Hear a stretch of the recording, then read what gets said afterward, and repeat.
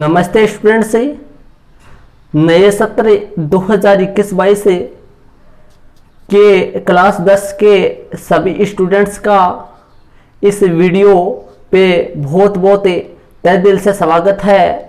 तो चलते हैं अपने क्लास 10 गणित की बुक जो है वो अपन स्टार्ट कर रखी थी और अपन लगातार धीरे धीरे अपन आगे बढ़ रहे हैं।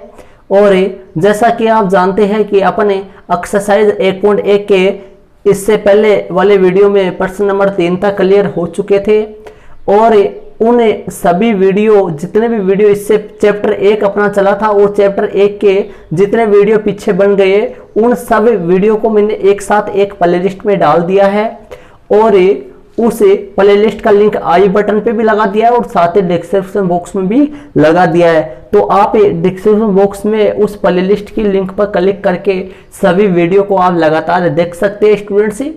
तो अपने इससे पहले प्रश्न नंबर 3 तक क्लियर कर चुके थे। इस वीडियो में प्रश्न नंबर 4 से स्टार्ट करेंगे। क्वेश्चन जो 4 है वो स्टूडेंट्स आपके सामने मोबाइल की स्क्रीन पे आपके सामने आ चुका है। आप क्वेश्चन 4 वहां से देखिए। तो क्वेश्चन नंबर 4 ध्यानपूर्वक देखिए स्टूडेंट्स। क्वेश्चन नंबर 4 देखिए, यूक्लिड विभाजन परिमेय का प्रयोग करके यूक्लिड विभाजन परिमेय का मतलब यूक्लिड विभाजन परिमेय का प्रयोग करके दर्शाओ यूक्लिड विभाजन परिमेय का प्रयोग करके दर्शाओ कि किसी धनात्मक पूर्णांक का वर्ग, कोई भी धनात्मक पूर्णांक मतलब कोई भी प्लस वाली संख्या है उस प्लस वाली संख्या का जो वर्ग है वो या किसी प्लस वाली संख्या का धनात्मक पूर्णांक मतलब कोई भी प्लस वाली संख्या उसका धनात्मक पूर्णांक किसी पूर्णांक m के लिए 3m या फिर 3m + 1 के रूप का होता है। ये अपने को सिद्ध करना है स्टूडेंट से। तो ध्यान दीजिए, कोई भी धनात्मक पूर्णांक ले लेते हैं अपन 1 2 3 4 5 6 7 8 मतलब बहुत सारे लगातार चलते रहेंगे इससे बहुत सारे। ये धनात्मक पूर्णांक ले लिया मैंने, इनका वर्ग करे, ये a है, आगे ए स्क्वायर निकाले, ए स्क्वायर ये यदि ए 1 हो तो ए स्क्वायर कितना आएगा, ए बराबर 1 हो तो ए स्क्वायर कितना आएगा, ए यदि 1 है तो ए स्क्वायर कितना आएगा मतलब ए का वर्ग कितना आएगा। ए ये 1 है तो 1 का तो 1 ही होता है और यदि ए 2 है तो ए स्क्वायर कितना आएगा 4 आएगा। ए यदि 3 है तो ए स्क्वायर कितना आएगा 9 आएगा और ए यदि 4 है तो ए स्क्वायर कितना आएगा 16 आएगा और यदि ए 5 है तो ए स्क्वायर कितना आएगा 25 आएगा और यदि ए 6 है तो ए स्क्वायर कितना आएगा आपका 36 आएगा और यदि ए 7 है तो ए स्क्वायर कितना आएगा आपका 49 आएगा और यदि ए 8 है तो ए स्क्वायर कितना आएगा 64 आएगा। तो स्टूडेंट्स मैं आपको बता रहा हूं, आप इस क्वेश्चन को समझने से पहले आपको यदि ये समझ में आएगा तो क्वेश्चन आपके दिमाग में सीधा फीड हो जाएगा। मतलब क्वेश्चन आगे करने की जरूरत नहीं है, पहले आप इसको समझिए, बस ये समझ में आ जाएगा। क्वेश्चन समझ में आ गया, सिर्फ ध्यानपूर्वक सुनिए आप क्या बोल रहा हूं मैं ऐसे बोल रहा हूं यदि कोई भी धनात्मक पूर्णांक हो और उस धनात्मक पूर्णांक का वर्ग कर दे तो वो वर्ग या तो 3m के रूप का होता है या 3m + 1 के रूप का होता है। मतलब यदि कोई भी धनात्मक पूर्णांक हो उसका यदि अपन वर्ग कर दे तो वो वर्ग उस वर्ग में 3 का भाग देने पर या तो शेषफल 0 बचेगा और या शेषफल 1 बचेगा। कैसे पता चला मेरे को, क्योंकि सवाल में देखिए 2 कंडीशन बता रहा है कि या तो 3m + 1 के रूप का होगा या फिर 3m के रूप का होगा। मतलब कि 2 ही रूप का हो सकता है, 3m + 1 के रूप का हो सकता है या 3m के रूप का हो सकता है। तो बताइए यदि ये तो ले नहीं सकते अपन, क्यों नहीं ले सकते स्टूडेंट से, क्योंकि धनात्मक पूर्णांक 1 जो था और इसका वर्ग 1 ही होता है। क्योंकि 1 में 3 का भाग पूरा 1 में भी 3 का भाग नहीं जाता तो लेकिन दशमलव में जाता है, दशमलव अपन लेंगे नहीं। तो यहां से इन सभी संख्याओं से ये 4 से ऊपर जितनी भी संख्या इन सभी संख्याओं के लिए लागू होगा। ये देखो 4 है तो बताओ 4 किस रूप का होगा। ध्यानपूर्वक देखिए, यदि 4 में 3 का भाग दे, 4 क्या है पहले आपको ये पता होना चाहिए। ए कितना लिया मैंने 2 लिया, तो बताओ ए स्क्वायर कितना बना 4 बना। तो ये 4 किस रूप का है, कोई भी धनात्मक पूर्णांक है और उस धनात्मक पूर्णांक का वर्ग, धनात्मक पूर्णांक मैंने लिया 2 और 2 का वर्ग कितना निकला 4 या तो 3m के रूप का होगा या फिर 3m + 1 के रूप का होगा। यही दोनों कंडीशन है। मतलब 4 या तो 3m के रूप का होगा या 3m प्लस 1 के रूप का होगा। मतलब 4 में 3 का भाग देने पर या तो शेषफल 0 आएगा या शेषफल 1 आएगा स्टूडेंट्स। तो कहने का मतलब 4 में 3 का भाग देंगे, 4 में 3 का भाग देंगे तो शेषफल 3 एकम 3 और शेषफल बचेगा 1। 4 में 3 का भाग देंगे तो शेषफल 1 बचेगा। तो बताइए ये किस रूप का है? 3m प्लस 1 के रूप का। कैसे? क्योंकि मैं 4 को ऐसे लिख सकता हूं 3 गुना 1 प्लस 1, मतलब 3 हो गया भाजक a बराबर बी क्यू प्लस 1, ये हो गया a बराबर b 3 और q 1 और r 1, मतलब 3 भाजक है और भागफल 1 है और शेषफल भी 1 है। तो यहां पर इसको इस एक जो ये जो q है इसको q न मानकर अपन क्या मानेंगे m, क्योंकि क्वेश्चन के हिसाब से m लेना है अपने को इस हिसाब से। तो बताओ 4 किस रूप का हो गया?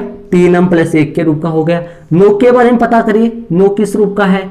9 हो गया 3 गुना 3 का भाग यदि 9 में दिया जाए तो बताओ 3 का भाग 9 में दिया जाए तो 3m के रूप का होगा। किस हिसाब से? 9 बराबर 3 गुना 3 प्लस 1। तो कहने का मतलब a बराबर 3q, सॉरी शेषफल कितना आएगा? 0 आएगा। तो 3q प्लस 0, तो q की जगह क्या चल रहा है? m। तो बताओ 9 किस रूप का हो गया? 3m के रूप का हो गया। 16 के बारे में देखिए, 16 किस रूप का होगा? बताओ यदि 4 में 3 का भाग दिया जाए तो बताओ 4 में 3 का भाग दिया जाए तो शेषफल बचा 1 और 9 में 3 का भाग दिया जाए तो शेषफल बचा 0। अब 16 में 3 का भाग दो, 16 में 3 का भाग दो, शेषफल कितना बचेगा? 3 पंजो 15 और शेषफल बचेगा 1 बचेगा। तो बताओ 16 किस रूप का हुआ? 3m प्लस 1 के रूप का हो गया। अब बताओ 25 के लिए बताओ, 25 में यदि 3 का भाग दो तो 3 अंटा 24, 3m प्लस 1 के रूप का होगा। और 36 में 3 का भाग दो तो 3m, मतलब 36 में 3 का भाग पूरा जाएगा तो 3m के रूप का हो गया 36। 49 किस रूप का होगा? 3 का भाग दो 49 में, तो 49 में 3 का भाग दो तो कितनी बार जाएगा? 16 3 48 होता है और बचेगा 1, मतलब ये 3m प्लस 1 के रूप का होने वाला है। कितने रूप का होने वाला है? 3m प्लस 1 के रूप का। तो कहने का मतलब कोई भी धनात्मक पूर्णांक ले, जैसे मान लो कि 2 लिया और 2 का वर्ग 4 निकला, तो बताओ 4 किस रूप का हुआ? मतलब 4, कोई धनात्मक पूर्णांक मैंने लिया 2 और 2 का वर्ग निकला 4 और 4 में 3 का भाग दिया तो किस रूप का निकला? 3m प्लस 1 के रूप का। मतलब 4 में 3 का भाग देंगे तो शेषफल 1 बचेगा।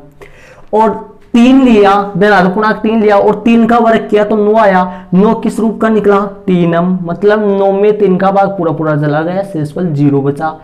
और 4, फिर 4 में चलो, 4 का वर्ग 4 लिया और 4 का वर्ग किया 16, 16 किस रूप का है? 3m प्लस 1 का रूप का। मतलब इधर देखो 2 का वर्ग लिया था, 2 लिया था, 2 का वर्ग 4 हुआ था, 4 3m प्लस 1 के रूप का निकला था। मतलब 4 में 3 का भाग जाने पर शेषफल 1 निकला था। और 3 का वर्ग 9 हुआ, 9 में 3 का भाग जाने पर शेषफल 0 निकला था।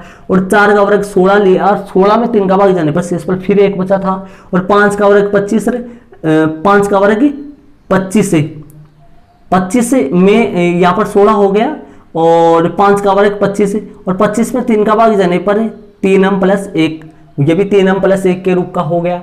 और देखो 2 का वर्ग 4 हो गया, ये 3 का वर्ग 3m के रूप का हो गया। और 4 का वर्ग 16, 16 किस रूप का हो गया? 16 में 3 का भाग देंगे तो शेषफल 1 बचेगा। और 25 में 3 का भाग देंगे तो भी, और 36 में 3 का भाग देंगे तो 3m के रूप का। 49 3m प्लस 8, 64 में 3 का भाग देंगे तो ये भी शायद 3m प्लस 1 के रूप का ही होगा। 64 में 3 का भाग पूरा नहीं जाएगा, शेषफल 1 ही बचेगा। तो कहने का मतलब मेरा ये हो गया स्टूडेंट्स, यदि कोई भी धनात्मक पूर्णांक ले और उसका वर्ग करे, स्टूडेंट्स क्या करे? उसका वर्ग करे, तो वर्ग करने पर उस वर्ग में वर्ग जो नहीं, कोई भी धनात्मक पूर्णांक ले और उस धनात्मक पूर्णांक का वर्ग करके वर्ग ले ले तो वो वर्ग या तो 3m के रूप का होगा या 3m प्लस 1 के रूप का होगा। मतलब उसमें 3 का भाग देने पर या तो शेषफल 0 बचेगा या शेषफल 1 बचेगा। ठीक है, दोनों ही कंडीशन होगी। अब अपन चलते हैं सवाल की ओर आगे बढ़ते हैं। तो अपने को यही सिद्ध करना है कि कोई भी धनात्मक पूर्णांक या तो 3m के रूप का होता है या 3m प्लस 1 के रूप का होता है। अपने को यही सिद्ध करना है। तो यदि भाजक 3 हो तो धनात्मक पूर्णांक आपको पता है कितने क्या बनते हैं। पर्सन नंबर आपका चलेगा 4, 4 वाला जो क्वेश्चन है वो चलेगा। और 4 वाले क्वेश्चन में भाजक 3 हो तो अपन सबसे पहले भाजक 3 हो तो धनात्मक पूर्णांक ले लेते हैं। कितना बनेगा, माना कि कोई धनात्मक पूर्णांक, सबसे पहले ए मान लेते हैं कि माना कि कोई भी धनात्मक पूर्णांक, माना कि कोई धनात्मक पूर्णांक, कोई धनात्मक पूर्णांक ए है। माना कि कोई धनात्मक पूर्णांक, माना कि कोई धनात्मक पूर्णांक ए है और हम जानते हैं कि कोई भी धनात्मक पूर्णांक या तो 3 क्यों के रूप का होता है, किसी भी धनात्मक पूर्णांक में 3 का भाग दे तो या तो शेषफल 0 बचता है या शेषफल 1 बचता है या फिर शेषफल 2 बचता है। तो 3 का भाग देने पर कितनी कंडीशन बनती है, 3 कंडीशन। या तो शेषफल किसी भी संख्या में 3 का भाग दे तो या तो शेषफल 0 बचेगा या फिर 1 बचेगा या फिर 2 बचेगा। तो लिख देते हैं, हम जानते हैं कि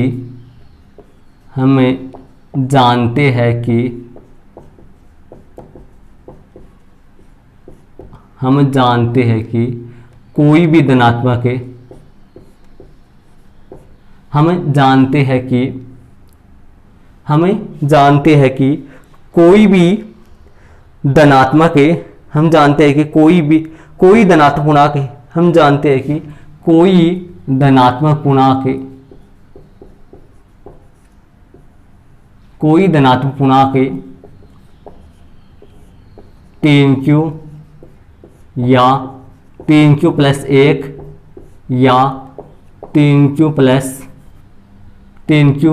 1 या 3q प्लस 2 के रूप का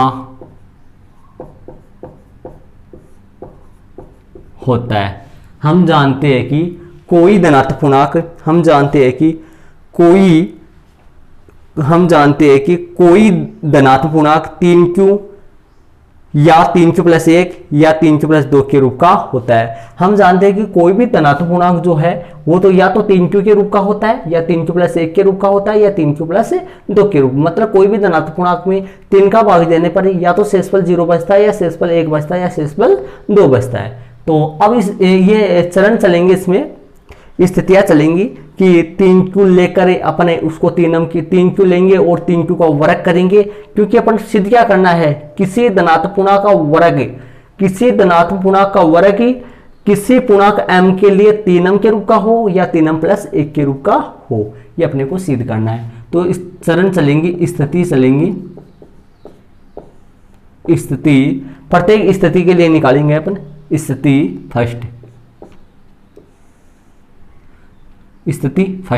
फर्स्ट में क्या लेंगे अपन कि जब a बराबर, यदि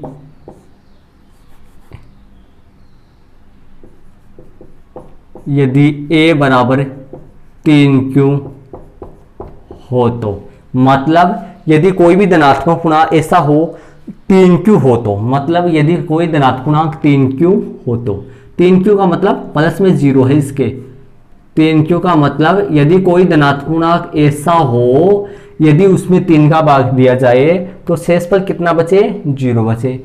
दोनों पक्षों का वर्ग करने पर, दोनों पक्षों का वर्ग करने पर, मतलब दोनों पक्षों का वर्ग करें तो देखो वर्ग करेंगे तो a स्क्वायर बराबर 3q का होल स्क्वायर निकलेगा। तो a स्क्वायर बराबर दोनों पक्षों का यदि वर्ग करेंगे तो a स्क्वायर बराबर 3q का होल स्क्वायर निकलेगा। तो बताओ 3q का होल स्क्वायर कितना आएगा, 3q गुणा 3q मतलब 3 3 9, 9q स्क्वायर। तो बताओ इसमें से 3 कॉमन लिया जा सकता है, a स्क्वायर, इसमें 3 कॉमन लिया जा सकता है, कोष्ठक के अंदर बचेगा 3q स्क्वायर, इसमें इसके अंदर से 3 कॉमन लिया जा सकता है तो कोष्ठक के अंदर क्या बचेगा, 3q स्क्वायर बचेगा, 3 3 9, 3q स्क्वायर ही तो बचेगा, इसलिए हो गया स्टूडेंट्स। तो बताओ a स्क्वायर बराबर 3 कॉमन ले लिया तो कोष्ठक के अंदर क्या बच गया, 3q स्क्वायर बच गया। तो बताओ यदि किसी भी संख्या में 3 कॉमन आ जाए तो पक्की वो 3 से विभाजित होती है, मतलब उसमें 3 का भाग जाएगा, पूरा पूरा 3 का भाग उसमें चला जाएगा, शेषफल कुछ भी नहीं बच रहा है, उधर देखो 0 आ रहा है। तो बताओ ए स्क्वायर बराबर, ए स्क्वायर को मैं क्या लिख सकता हूं, ए स्क्वायर को मैं लिख सकता हूं 3m। यहां पर जो है ये m का मान है, किसका मान है, m का मान है, चूंकि यहां m बराबर क्या हो गया 3q स्क्वायर, मतलब m का मान ये है, m बराबर क्या हो गया 3q स्क्वायर हो गया। ये समीकरण अपना 1 निकल गया, ये काम में लेंगे अपन, हो गया आपके सामने। जब कोई धनात्मक पूर्णांक ऐसा ले लिया मैंने जिसमें 3 का पूरा पूरा भाग जाए, तो उस धनात्मक पूर्णांक का वर्ग करे तो उस वर्ग में भी 3 का पूरा पूरा भाग ही जाएगा, m बार जाएगा, कितनी बार जाएगा m बार। तो अब ले लेते हैं अपन स्थिति कौन सी लेते हैं, सेकंड वाली ले लेते हैं। जब ऐसा ले ले, जब कोई धनात्मक पूर्णांक में 3 का भाग दे तो शेषफल कितने वाला बचे, शेषफल 1 हो, तो ये धनात्मक पूर्णांक ले ले अपन जिसमें शेषफल कितना बच जाए, 1 बच जाए, कितना 1 बचे जाए। तो दोनों पक्षों का वर्ग करेंगे, दोनों पक्षों का वर्ग करने पर वर्ग करेंगे तो ए स्क्वायर 3q प्लस 1 का होल स्क्वायर आएगा, ए स्क्वायर बराबर, यहाँ पर सर्वसमी का यूज करेंगे। कौन से सर्वसमी का यूज करेंगे, a प्लस बी का होल स्क्वायर है, A square plus 2ab plus B square है, ए स्क्वायर 3q का होल स्क्वायर है, 2ab 2 गुना 3q गुना 1 का स्क्वायर। सर्वसमी का कौन से लगाएंगे, a प्लस बी का होल स्क्वायर बराबर A square plus 2ab plus B square. ये सर्वसमी का न भी लिखेंगे तो कोई गलती नहीं है, आगे मैं वापस लिख देता हूँ A square plus 2ab plus B square. ये सर्वसमी का यदि अपन आगे नहीं लिखेंगे तो इसमें कोई गलती नहीं होती है स्टूडेंट्स। तो हल करें इसको, ए स्क्वायर बराबर क्या निकला, A square plus 2ab plus B square, मतलब ए स्क्वायर प्लस 2 गुना a गुना b plus B square. 3q का स्क्वायर कितना हो गया, 3 3 9q स्क्वायर प्लस 3 दूनी 6q और प्लस में 1। तो ध्यान दो ए स्क्वायर क्या निकला, यहाँ पर कॉमन ले सकते हैं 3, किन में से कॉमन लेंगे 3, इन दोनों में से 3 कॉमन लेंगे, तो 3 कॉमन आ गया तो कोष्टक के अंदर क्या बचेगा 3q स्क्वायर 3 दूनी 6, 3 बार आ गए तो 2 बचेगा और प्लस में 1 बचेगा। तो बताओ ये जो संख्या है ये किस रूप की होगी, ए स्क्वायर बराबर 3m प्लस 1। m का मान यहाँ पर जो m का मान आया, चूंकि यहाँ जो m का मान आया, चूंकि यहाँ m बराबर क्या निकला, m बराबर ये पूरा कोष्टक वाला जो मान है ये m का मान, देखो 3m प्लस 1, ये m का मान पूरा है, क्या है m का मान 3q स्क्वायर और प्लस में 2q, ये पूरा m का मान है 3q स्क्वायर प्लस में 2q, ये पूरा m का मान है। तो ये समीकरण आपका कौन सा बन गया, 2 बन गया। तो देखो जब अपन 3q लिया था तो 3q का वर्ग किया तो वर्ग किस रूप का निकला, 3m के रूप का निकला। और जब अपन 3q प्लस 1 लिया और 3q प्लस 1 का वर्ग किया तो वर्ग किस रूप का निकला, 3m प्लस 1 के रूप का। अब लास्ट कंडीशन एक और बच रही है, कौन सी, यदि a बराबर क्या हो 3q प्लस 2 हो। देखो यहां से लेता जा रहा हूं मैं, a बराबर 3q हो तो ले लिया मैंने, a बराबर 3q प्लस 1 ले लिया। अब ये लास्ट कंडीशन बच रही है a बराबर 3q प्लस 2 हो तो। ठीक है स्टूडेंट्स, तो स्थिति नंबर कौन सी चलेगी, थर्ड। तीसरी स्थिति चलेगी, थर्ड स्थिति चलेगी। और थर्ड स्थिति में अपन करेंगे यदि a बराबर क्या हो 3q प्लस 2 हो, मतलब ऐसी संख्या ले जिसमें 3 का भाग जाकर शेषफल कितना बचे, 2 बचे। तो दोनों पक्षों का क्या कर देंगे, वही बात है, हल करने का तरीका वही है, दोनों पक्षों का वर्ग करने पर, दोनों पक्षों का क्या कर दे स्टूडेंट्स, वर्ग कर दे। तो दोनों पक्षों का वर्ग कर देंगे तो दोनों पक्षों का वर्ग करने पर। वर्ग करेंगे तो सेम यही बनेगा, सेकंड वाला ही बनेगा, बस सिर्फ यहाँ a बराबर 3q+1 है और यहाँ पर a बराबर 3q+2 है। मतलब जहाँ पर 1 चल रहा है वहाँ पर यहाँ क्या चल रहा है, 2 चल रहा है। बाकी सेम सिचुएशन है, सेम तरीका है। इसके बाद में आप यहाँ पे देखोगे, ऊपर यहाँ देखोगे, ठीक है स्टूडेंट्स। आगे करेंगे अपन हल, दोनों पक्षों को वर्ग करेंगे तो वर्ग कैसे होगा, ए स्क्वायर बराबर कैसे होगा वर्ग, a² बराबर 3q+2 का होल स्क्वायर। तो आपके सामने a² बराबर 3q+2 का होल स्क्वायर, 3q का होल स्क्वायर 2 गुणा 3q गुणा 2+2 का स्क्वायर, a² बराबर, देखो इसमें क्या फर्क है, यहाँ देखो 3q+1 चल रहा है तो 3q² प्लस 2 गुणा a गुणा b और b²। b का मान यहाँ पर 1 है तो वहाँ पे 2 है, बस इतना ही फर्क है और बाकी तो सारा सेम ही आ रहा है। तो इसको हल करेंगे स्टूडेंट्स, क्या निकलेगा, 3 × 9q² और प्लस देखो 3 दूनी 6, 6 दूनी 12q, यहाँ पर 12q होगा और यहाँ पर 4 निकल जाएगा। देखो यहाँ पर क्या हुआ था, 2 × 6 क्यों हुआ था, बल्कि वहाँ 12 क्यों होगा, क्योंकि एक की जगह वहाँ कौन और आ रहा है, 2 और आ रहा है। देखो 3 दूनी 6, 6 दूनी 12q, तो a² बराबर क्या प्राप्त हुआ अपने पास, 3 यदि कॉमन ले लेंगे तो अंदर क्या आएगा, 3q², मतलब 3q का स्क्वायर, 3 चौक 12q और प्लस में यहाँ पर देखो इसको एक बार खोलेंगे, देखो सॉरी इसको एक बार खोलेंगे किस रूप में, देखो 9q² तो सही है, 12q भी सही है, ध्यान से देखना। 4 की जगह में लिख दूंगा 3+1, क्या लिख दूंगा मैंने, 4 जो है 4 की जगह अंडरलाइन कर देना आप ऊपर भी, 4 की जगह मैंने क्या लिख दिया, स्टूडेंट से ध्यानपूर्वक देख लो, 4 की जगह मैंने 3 लिख दिया, 4 की जगह मैंने 3+1 लिख दिया, क्योंकि वो 4 ही होता है।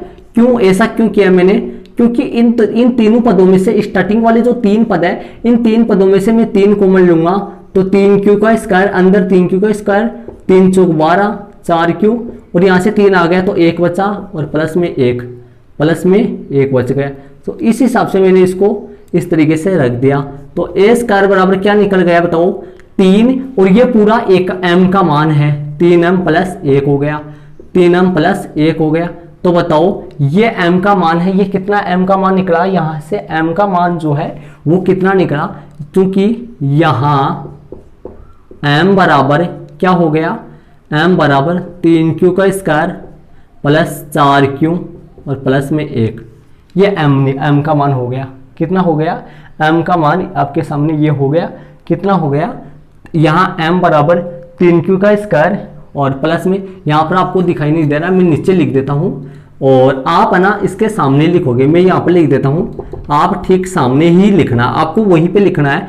यहाँ m बराबर 3q² प्लस में 4q और प्लस में 1 हो गया। देखो a² वैसा का वैसा, 3 का 3 वैसा का वैसा, m का मान ये कोष्टक वाला पूरा है और प्लस में 1 है। ये जो समीकरण है, ये समीकरण कौन सा बन गया आपके सामने, तीसरा समीकरण बन गया। कौन सा समीकरण आ गया, तीसरा समीकरण आ गया। देखो और मैंने देखो यहाँ पर देखो 3m के ठीक सामने, कोष्टक के ठीक सामने समीकरण 1 डाला था, यहाँ पे भी देखो 3m+1 इसके ठीक सामने समीकरण 2 डाला था, यहाँ पे देखो 3m+1 इसके कोष्टक के ठीक सामने समीकरण 3 डाला है, बल्कि मैंने इसको नीचे लिखा ताकि उस तरफ में जगह नहीं थी, आप उसके ठीक सामने ही लिखोगे। ठीक है स्टूडेंट्स, चलते आगे। अब देखो समीकरण 1, 2 व 3 से, मतलब आप ध्यानपूर्वक इन तीनों समीकरणों को देखोगे, समीकरण ध्यान से देखना, समीकरण 1, 2 है 3 से, तीनों समीकरणों को ध्यान लगा के देखिए। पहला समीकरण क्या है, a² बराबर 3m आया, दूसरा समीकरण क्या आया, a² बराबर 3m+1 आया और तीसरा समीकरण क्या आया, a² बराबर 3m+1 आया। तो ध्यान लगा के देखिए, पहला समीकरण तो 3m के रूप का है और दूसरा समीकरण और तीसरा समीकरण, दूसरा और तीसरा सेम ही है 3m+1। तो देखिए a² बराबर क्या प्राप्त हुआ, समीकरण 1, 2 व 3 से a² बराबर क्या प्राप्त हुआ, 3m या 3m+1, मतलब समीकरण 1 व 2 से जो a² है वो क्या प्राप्त हुआ, 3m या 3m+1 के रूप का प्राप्त हो चुका है। क्या प्राप्त हो गया, 3m या 3m+1 के रूप का प्राप्त हो चुका है। तो बताइए कोई भी धनात्मक पूर्णांक के किसी भी धनात्मक पूर्णांक के वर्ग में या 3 का भाग दिया जाए तो या तो शेषफल 0 बचेगा या शेषफल 1 बचेगा। मतलब ये निश्चित हो चुका है कि किसी भी धनात्मक पूर्णांक के वर्ग में यदि 3 का भाग दिया जाए, मतलब 3 से विभाजित किया जाए तो शेषफल या तो 0 बचेगा या फिर शेषफल 1 बचेगा। देखो ये आ रहा, किसी भी धनात्मक पूर्णांक, कोई धनात्मक पूर्णांक मैंने ए लिया था और ए का यदि वर्ग किया जाए तो या तो शेषफल 0 बचेगा या शेषफल 1 बचेगा। मतलब दोनों कंडीशन में से एक कंडीशन ही होगी स्टूडेंट्स, ठीक है। अतः वाली लाइन लिख देते अपन। अतः वाली लाइन प्रश्न के अनुसार, सेम प्रश्न के अनुसार लिखना है अपने को। क्या था प्रश्न में कि अतः किसी भी धनात्मक पूर्णांक या किसी धनात्मक पूर्णांक का वर्ग, अतः किसी धनात्मक पूर्णांक, अतः किसी धनात्मक पूर्णांक का वर्ग, अतः किसी धनात्मक पूर्णांक का वर्ग किसी पूर्णांक m के लिए, अतः किसी धनात्मक पूर्णांक का वर्ग किसी पूर्णांक m के लिए, अतः किसी धनात्मक पूर्णांक का वर्ग किसी पूर्णांक m के लिए 3m या 3m प्लस 1, अतः किसी धनात्मक पूर्णांक का वर्ग किसी पूर्णांक m के लिए 3m या 3m प्लस 1 के रूप का होता है, के रूप का होता है।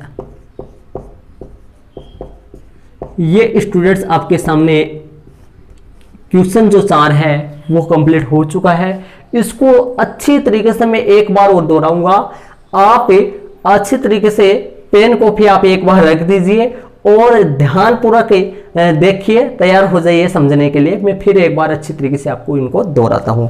तो देखिए, सुनिए क्या बोल रहा है, अच्छी तरीके से दिमाग लगाना।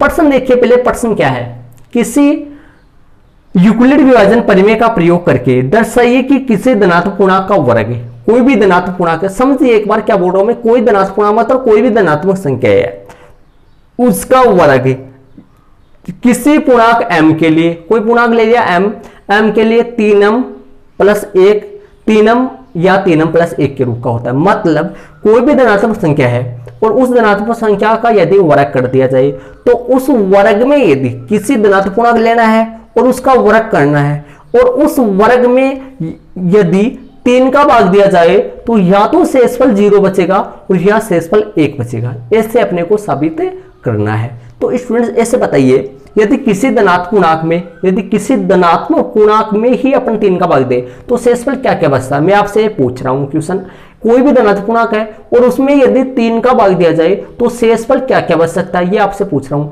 तो शेषफल 0 बच सकता है, शेषफल 1 बच सकता है और शेषफल 2 बच सकता है। कितनी कंडीशन बन सकती है, किसी धनात्मक पूर्णांक में यदि 3 का भाग दिया जाए तो कंडीशन कितनी बन सकती है, किसी भी धनात्मक पूर्णांक में 3 का भाग दिया जाए तो कंडीशन आपके सामने कितनी बन सकती है, कंडीशन बन सकती है 3।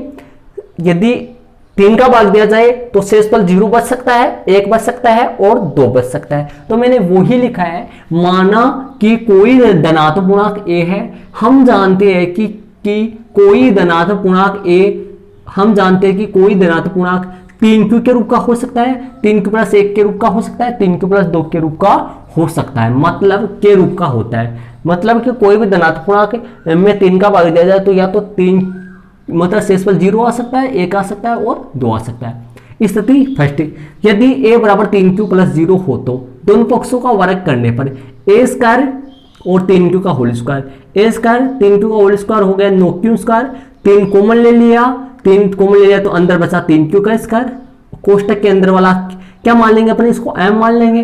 क्यों, क्योंकि प्रश्न में अपने को m साबित करने के लिए बोल रहा है तो यहाँ m लिख देंगे अपन, कोई भी चल। तो यहाँ m बराबर क्या है, 3q का स्क्वायर, m बराबर क्या है 3q, ये कोई पूर्णांक है। मतलब यदि यहाँ पर जैसे मान लो कि यहाँ पर मैं मान लो यहाँ पर मैं लिख देता हूँ, जैसे मान लो यहाँ पर लिख देता हूँ मैं 4 यहाँ पर पूरा ऐसा लिखना है अपने को, पूरा पूरा भाग जाए। जैसे मान लो कि मैं यहाँ लिख देता हूँ, जैसे मान लो 6 लिख देता हूँ, यहाँ कितना लिख देता हूँ 6, यहाँ पर 6 लिख दूंगा तो बताओ यहाँ पर कितना आएगा, 6 का वर्ग आएगा ना। यहाँ पर यदि मैं एक की जगह 6 लिख दूं तो ए स्क्वायर कितना होगा 36 आएगा, और 36 में यहाँ पर क्या लिखूंगा मैं 6, और अंदर भी क्या होगा 6। तो बताओ 3 क्यों स्क्वायर का मान कितना हो गया 6 हो गया ना। इसी तरीके से तो m यहाँ m बराबर क्या होगा 3 क्यू का स्क्वायर, समीकरण 1 हो गया। स्थिति सेकंड, यदि a बराबर 3 क्यू प्लस 1, यहाँ से लेता जा रहा हूँ मैं, a बराबर 3 क्यू ले लिया, अब a बराबर 3 क्यू प्लस 1 ले लूंगा। दोनों पक्षों का वर्ग करने पर a का स्क्वायर है और इनका होल स्क्वायर किया मैंने, होल स्क्वायर किया तो a स्क्वायर यहाँ पर आ गया और 3 क्यू का whole square, a square plus 2ab plus b square, a square plus 2ab plus b square, ये सरस समीकरण लग गई है यहाँ पर। तो 3 क्यू का स्क्वायर, ये इनको गुना किया तो 2 तिया 6 क्यू प्लस 1, इनमें से कॉमन ले लिया, 3 कॉमन आ गया, 3 क्यू का स्क्वायर प्लस 2 क्यू प्लस 1 हो गया, 3m प्लस 1, m की जगह कौन आएगा, ये कोष्ठक वाला पूरा m का मान है। ये समीकरण आपका 2 निकल गया। ठीक है, तो बताओ जब किसी भी धनात्मक पूर्णांक में 3 का भाग जाने पर शेषफल 1 बचता है, जब किसी भी धनात्मक पूर्णांक में 3 का भाग जाने पर, किसी भी धनात्मक पूर्णांक में दे रहा हूं मैं 3 का भाग है, 3 का भाग देने पर शेषफल यदि 1 बचता है तो उसके वर्ग में 3 का भाग जाने पर भी शेषफल 1 ही बचेगा। और किसी धनात्मक पूर्णांक में 3 का भाग जाने पर यदि शेषफल 0 बचता है तो उसके वर्ग में भी 3 का भाग जाने पर शेषफल 0 ही बचेगा। ये ऊपर सिद्ध किया था। और यहाँ पर क्या किया है, किसी धनात्मक पूर्णांक में यदि 3 का भाग जाने पर शेषफल 1 बचता है तो उसके वर्ग में भी 3 का भाग जाने पर शेषफल 1 ही बचेगा।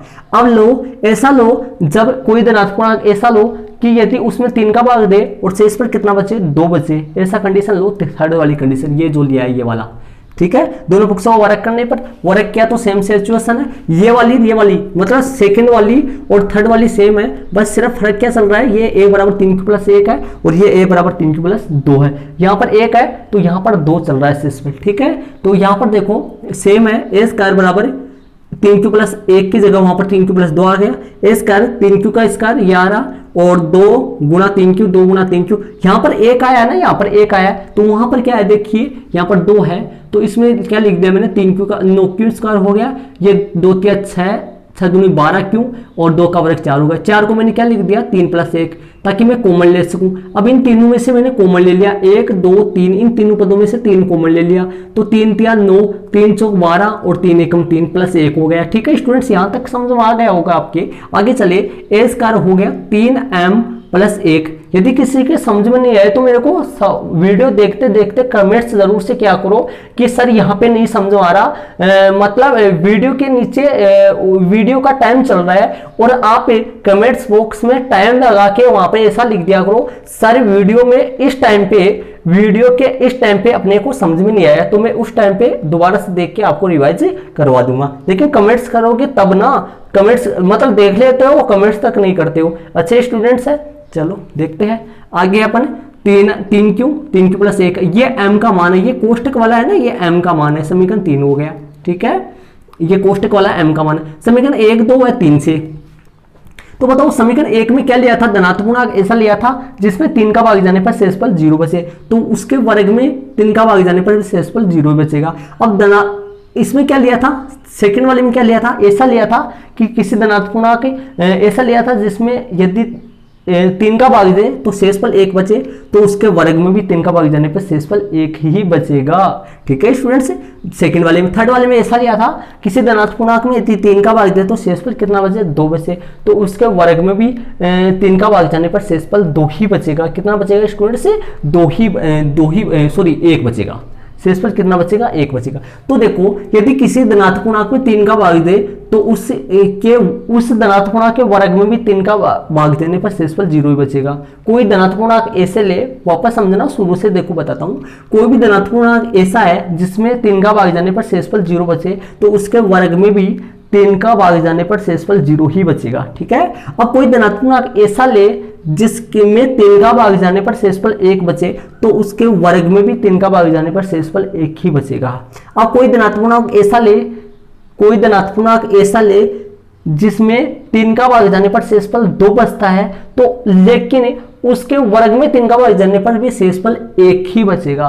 तो देखिए सेकंड वाली कंडीशन और थर्ड वाली कंडीशन। फर्स्ट वाली कंडीशन तो ये है कि भाई उसमें 3 का भाग जाएगा तो उस संख्या के वर्ग में भी 3 का भाग पूरा पूरा चला जाएगा। लेकिन सेकंड वाली थर्ड वाली क्या है, सेकंड वाली थर्ड वाली ये है कि यदि किसी भी धनात्मक पूर्णांक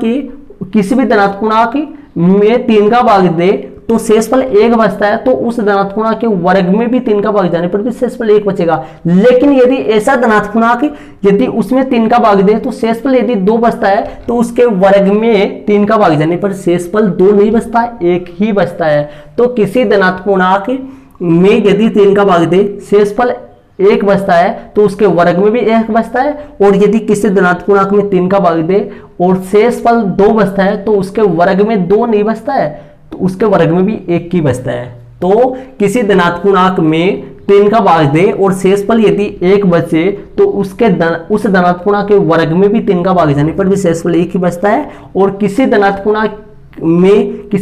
पूर्णांक में 3 का भाग दे और शेषफल यदि 2 बचे तो उस धनात्मक पूर्णांक के वर्ग में 3 का भाग दे तो शेषफल 2 नहीं बचेगा, शेषफल कितना बचेगा, 1 बचेगा।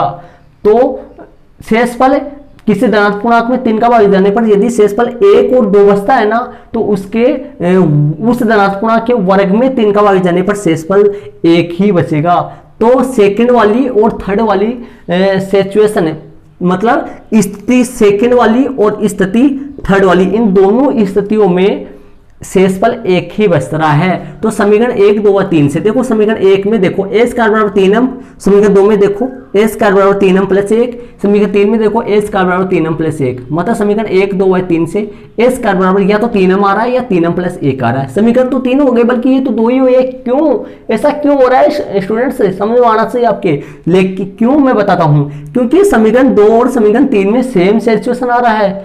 समीकरण 2 और समीकरण 3 में सेम ही आ रहा है, इसलिए a स्क्वायर बराबर 3m या 3m प्लस 1। अतः किसी धनात्मक पूर्णांक का